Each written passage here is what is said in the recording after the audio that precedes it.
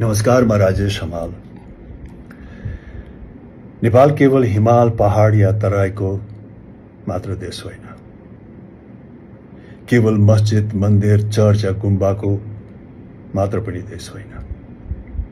नेपाल फरक फरक क्षेत्रमा बस्ने फरक फरक विश्वास बोकेका नेपालीहरूको साझा भविष्यमा विश्वास गर्ने संकल्प हो। यदि हामीले यो विश्वासलाई कमजोर बनायौं भने हामी सम्पूर्ण नेपाली कमजोर हुन्छौं, नेपाल कमजोर हुन्छ। हाम्रो जिम्मेवारी खाली शान्ति कायम गर्ने मात्र पनि होइन।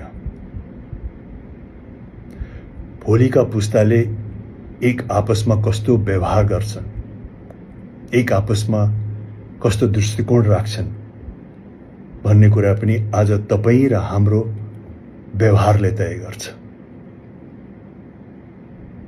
हामी आउँदा पुस्तालाई विश्वासको वातावरण छोड्न चाहन्छौं या घृणाको, यो तपाईं हाम्रो हातमा छ। सुनसरीमा घटेको दुःखद घटनाले त्यस क्षेत्रको व्यक्तिहरूलाई मात्र प्रभावित पारेको छैन, केही परिवारलाई मात्र पनि प्रभावित पारेको छैन, सम्पूर्ण राष्ट्र र सम्पूर्ण नेपालीलाई दुखी बनाएको छ।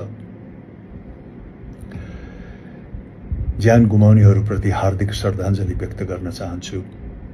घाइतेहरूको शीघ्र स्वास्थ्य लाभको कामना गर्दछु र पीडित परिवारप्रति गहिरो संवेदना प्रकट गर्न चाहन्छु। आउनुहोस्,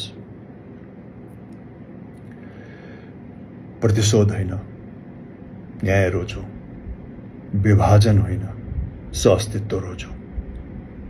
भोलिका दिनमा इतिहासले केवल हामीले बोलेको शब्दले मात्र होइन, हामी सम्पूर्ण नेपालीले कठिन समयमा गरेको निर्णयले हाम्रो मूल्याङ्कन गर्नेछ। यहाँहरू सबैलाई धन्यवाद। Thank you.